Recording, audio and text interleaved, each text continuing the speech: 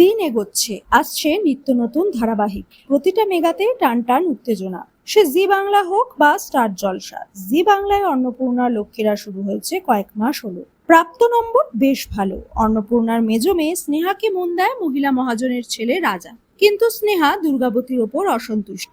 মাকে খুব ভালোবাসে রাজা। স্নেহার মুখে মায়ের নামে বাজে কথা শুনে সে রেগে যায়।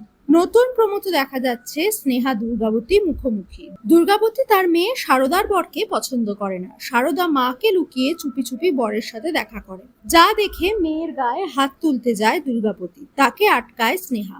দুর্গাবতী বলে স্নেহার সাহস কি করে হয় সে তার সামনে দাঁড়ায়। স্নেহা জানায় স্বামীর সঙ্গে দেখা করা কোনো অপরাধ নয়, বরং দুর্গাবতী মেয়ে জামাইয়ের মধ্যে ঢুকে অশান্তি করছে।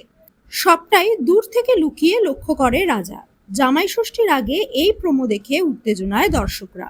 জলসাও নিরাশ করেনি তার দর্শকদের। জামাই ষষ্ঠী উপলক্ষে আসছে ধামাকাদার পর্ব। ইতিমধ্যে জানা গেল পাত পেরে জামাই ষষ্ঠী খাবেন সাহেব ভট্টাচার্য। তাহলে কি সুস্মিতার সঙ্গে বিয়ের কথা পাকা হয়ে গেল? বিয়ের আগে জামাই ষষ্ঠীর আয়োজন? হ্যাঁ, তবে রিয়েল লাইফে নয়, সবটাই সিরিয়ালে। গঙ্গায় জামাই ষষ্ঠী উপলক্ষে বিশেষ পর্ব। গঙ্গার বাড়িতে অর্জুনের নিমন্ত্রণ। গঙ্গার মা নিজের সাধ্যমতো জামাইয়ের জন্য ভুরিভোজের আয়োজন করে।